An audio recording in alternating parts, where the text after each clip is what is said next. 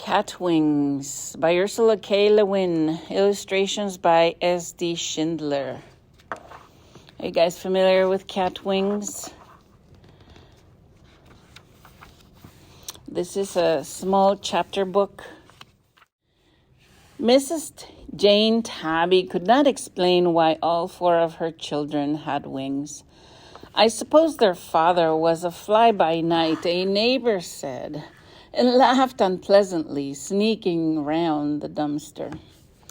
Maybe they have wings because I dreamed before they were born that I could fly away from this neighborhood, said Mrs. Tabby.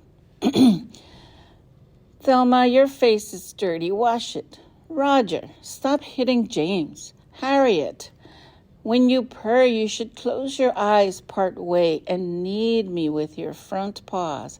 Yes, that's the way. How is the milk this morning, children? It's very good, Mother, thank you, they answered happily. They were beautiful children, well brought up, but Mrs. Tabby worried about them secretly. It really was a terrible neighborhood and getting worse. Car wheels and truck wheels rolling past all day, rubbish and litter, hungry dogs, endless shoes and boots, walking, running, stamping, kicking, nowhere safe and quiet, and less to eat. Most of the sparrows had moved away. The rats were fierce and dangerous. The mice were shy and scrawny. So the children's wings were the least of Mrs. Tabby's worries. She watched those silky wings every day, along with chins and paws and tails, and wondered about them now and then. But she worked too hard finding food and bringing up the family to think much about things she didn't understand. But when the huge dog chased little Harriet and cornered her behind the garbage can, lunging at her with open white-toothed jaws, and Harriet, with one desperate mew, flew straight up into the air and over the dog's staring head and lighted on a rooftop, then Mrs. Tabby understood. The dog went off growling, its tail between its legs. Calm down now, Harriet, her mother called. Children, come here, please, all of you. They all came back to the dumpster. Harriet was still trembling. The others all purred with her till she was calm. And then Mrs. Jane Tabby said, Children, I dreamed a dream before you were born, and I see now what it meant. This is not a good place to grow up in, and you have wings to fly from it. I want you to do that. I know you've been practicing. I saw James flying across the alley last night. And yes, I saw you doing those dives too, Roger. I think you are ready. I want you to have a good dinner and fly away, far away. But, Mother, said Thelma, and burst into tears. I have no wish to leave, said Mrs. Tabby, quietly. My work is here. Mr. Tom Jones proposed to me last night, and I intend to accept him. I don't want you children underfoot. All the children wept, but they knew that that is the way it must be in cat families. They were proud, too, that their mother trusted them to look after themselves. So all together they had a good dinner from the garbage can that the dog had knocked over. Then Thelma, Roger, James, and Harriet purred goodbye to their dear mother. And one after another they spread their wings and flew up over the alley, over the roofs, away. Mrs. Jane Tabby watched them. Her heart was full of fear and pride. They are remarkable children, Jane said, Mr. Jones, in his soft, deep voice. Ours will be remarkable too, Tom, said Mrs. Tabby. As Thelma, Roger, James, and Harriet flew on, all they could see beneath them, mile after mile, was the city's roofs, the city's streets.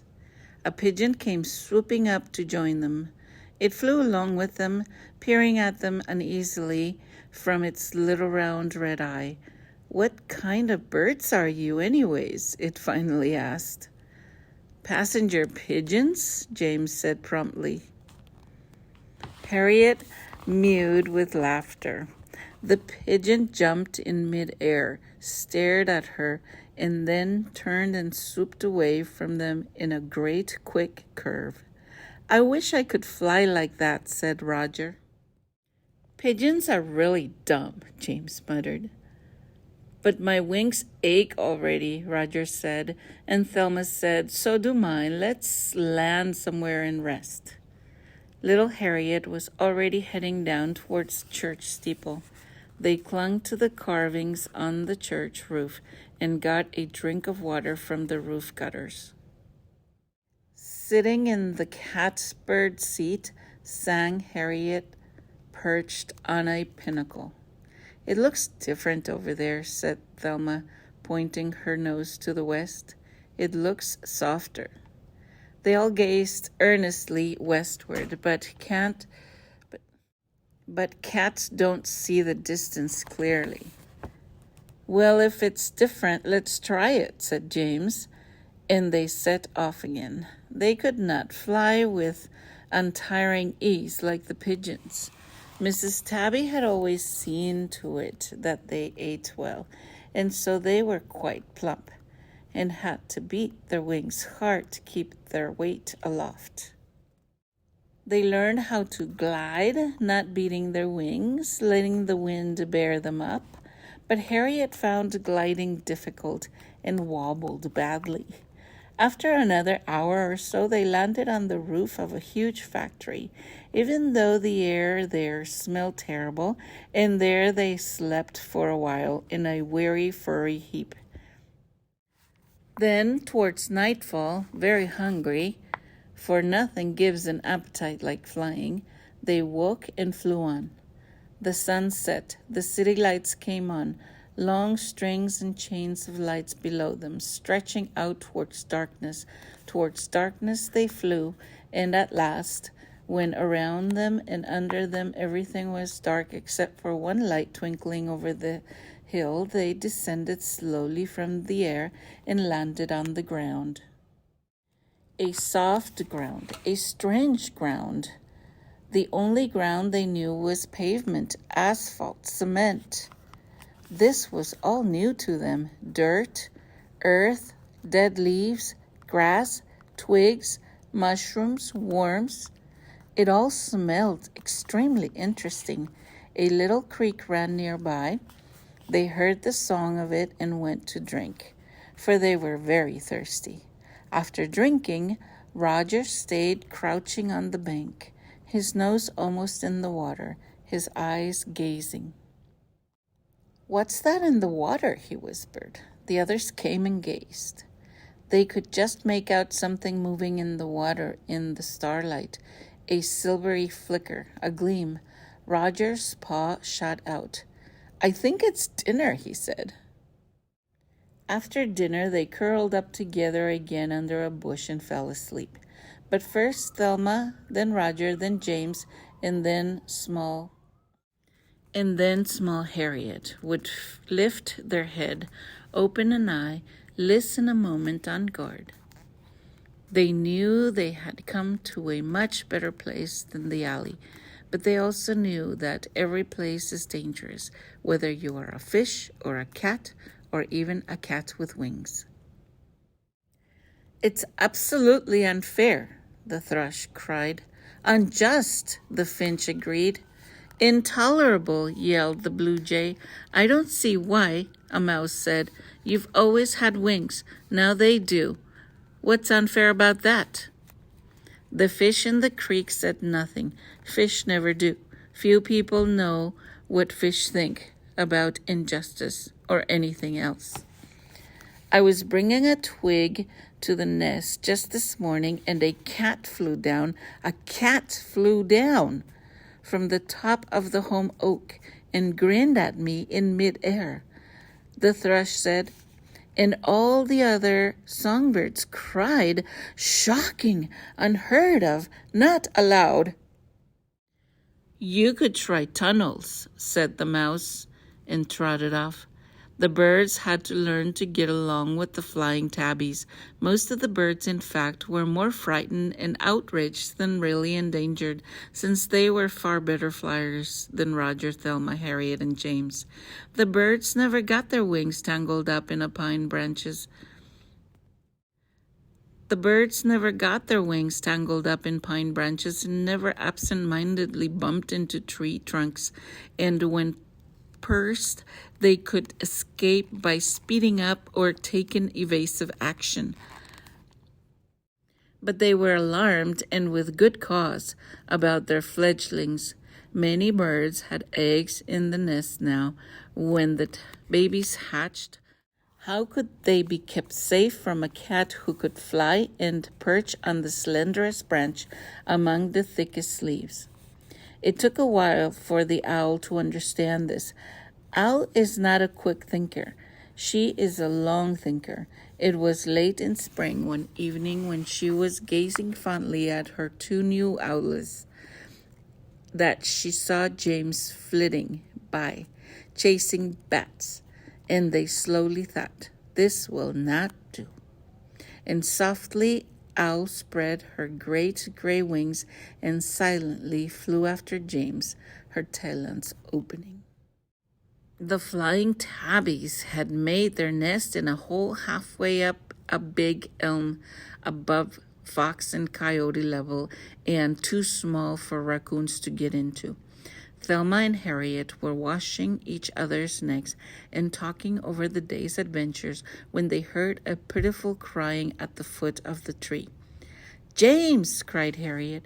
He was crouching under the bushes, all scratched and bleeding, and one of his wings dragged upon the ground.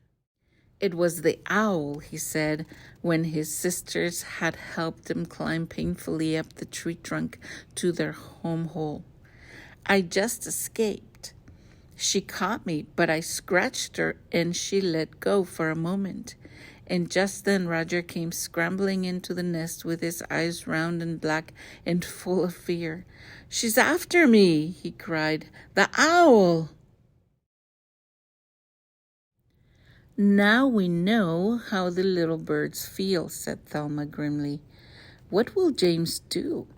Harriet whispered. "Will he ever fly again?" "He'd better not," said a soft, large voice just outside their door. The owl was sitting there. The tabbies looked at one another. They did not say a word till morning came. At sunrise, Thelma peered cautiously out. The owl was gone. "Until this evening," said Thelma. From then on, they had to hunt in the daytime and hide in their nest all night, for the owl thinks slowly, but the owl thinks long. James was ill for days and could not hunt at all. When he recovered, he was very thin and could not fly much, for his left wing soon grew stiff and lame. He never complained. He sat for hours by the creek, his wings folded, fishing. The fish did not complain either. They never do. One night of early summer, the tabbies were all curled in their home hole, rather tired and discouraged. A raccoon family was quarreling loudly in the next tree. Thelma had found nothing to eat all day but a shrew, which gave her indigestion. A coyote had chased Roger away from the wood rat he had been about to catch that afternoon. James' fishing had been unsuccessful. The owl kept flying past on silent wings, saying nothing. "Do you remember the shoes?" Harriet asked dreamily. She was looking quite plump, perhaps because she was so small. Her sister and brothers had become thin and rather scruffy. "Yes," James said. "Some of them chased me once." "Do you remember the hands?" Roger asked. "Yes," Thelma said. "Some of them picked me up once when I was just a kitten." "What did they do, the hands?" Harriet asked. "They squeezed me. It hurt." And the hands person was shouting, "Wings! Wings! It has wings!" That's what it kept shouting in its silly voice and squeezing me. "What did you do?" "I bit it." Thelma said with modest pride. I bit it and it dropped me. And I ran back to Mother under the dumpster. I didn't know how to fly yet. I saw one today, said Harriet. What, a hands, a shoes? Said Thelma. A human being, said James. A human being, Roger said. Yes, said Harriet. It saw me too. Did it chase you? Did it pick you up? Did it throw things at you? No, it just stood and watched me flying, and its eyes got round, just like ours. Mother always said, Thelma remarked thoughtfully, that if you found the right kind of hands, you'd never have to hunt again. But if you found the wrong kind, it would be worse than dogs, she said. I think this one is the right kind, said Harriet. What makes you think so? Roger asked, sounding like their mother. Because it ran off and came back with a plate full of dinner, Harriet said. And it put the dinner down on the big stump of the edge of the field where we scared the cows that day, you know? And then it went off quite a way and sat down and just watched me. So I flew over and ate the dinner. It was an interesting dinner, like what we used to get in the alley, but fresher. And, said Harriet, sounding like their mother, I'm going back there tomorrow and see what's on that stump. You just be careful, Harriet, Tabby, said Thelma, sounding even more like their mother. The next day, when Harriet went to the big stump at the edge of the cow pasture, flying low and cautiously, she found a tin pie plate of meat scraps and kibbled cat food waiting for her. The girl from Overhill Farm was also waiting for her, sitting about 20 feet away from the stump and holding very still. Susan Brown was her name, and she was 8 years old. She watched Harriet fly out of the woods and hover like a fat hummingbird over the stump, then settle down, fold her wings neatly, and eat. Susan Brown held her breath. Her eyes grew round. The next day, when Harriet and Roger flew cautiously out of the woods and hovered over the stump, Susan was sitting about 15 feet away, and beside her sat her 12-year-old brother Hank. He had not believed a word she said about flying cats. Now his eyes were perfectly round, and he was holding his breath. Harriet and Roger settled down to eat. You didn't say there were two of them, Hank whispered to his sister. Harriet and Roger sat on the stump, licking their whiskers clean. You didn't say there were two of them, Roger whispered to his sister. I didn't know. Both sisters whispered back. There was only one yesterday, but they look nice, don't they? The next day, Hank and Susan put out 2 pie tins of cat dinner on the stump, then went 10 steps away, sat down in the grass, and waited. Harriet blew boldly from the woods and alighted on the stump. Roger followed her. Then, oh, look, Susan whispered. Came Thelma, flying very slowly with disapproving expression on her face. And finally, oh, look, look, Susan whispered. James, flying low and lame, flapped over to the stump, landed on it, and began to eat. He ate and ate and ate. He even growled once at Thelma, who moved to the other pie tin. The 2 children watched the 4 winged cats. Harriet, quite full, washed her face and watched the children. Thelma finished a last tasty kibble, washed her left front paw, and gazed at the children. Suddenly she flew up from the stump and straight at them. They ducked as she went over. She flew right around both their heads and then back to the stump. Testing, she said to Harriet, James, and Roger. If she does it again, don't catch her, Hank said to Susan. It'd scare her off. You think I'm stupid? Susan hissed. They sat still. The cats sat still. Cows ate grass nearby. The sun shone. Kitty, Susan said on a soft, high voice. Kitty, kit, kit, kit, kit, kit, kit, cat. Kitty cat, kitty wings, cat wings. Harriet jumped off the stump into the air, performed a cartwheel, and flew loop-the-loop over to Susan. She landed on Susan's shoulder and sat there holding on tight and purring in Susan's ear.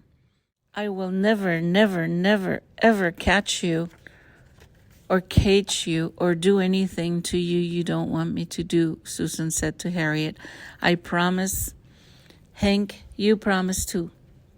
Brr, said Harriet. I promise, and will never, ever tell anybody else, Hank said rather fiercely.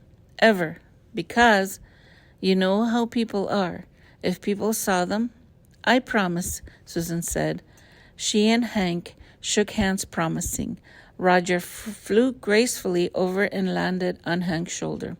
Brr, said Roger. They could live in the old barn, Susan said. Nobody ever goes there but us. There's that dove cote up in the loft, and all those holes in the wall where the doves flew in and out. We can take hay up there and make them a place to sleep, Hank said. Brr, said Roger. Very softly and gently, Hank raised his hand and stroked Roger right between the wings. Oh, said James, watching. He jumped down off the stump and came trotting over to the children. He sat down near Susan's shoes. Very softly and gently, Susan reached down and scratched James under the chin and behind the ears. Brrr, James said, and drooled a little on Susan's shoe. Oh, well, said Thelma. Having cleaned up the last of the cold roast beef, she arose in the air, flew over with great dignity, sat right down in Hank's lap, folded her wings, and said, Brr, brr, brr. Oh, Hank, Susan whispered, their wings are furry. Oh, James, Harriet whispered, their hands are kind.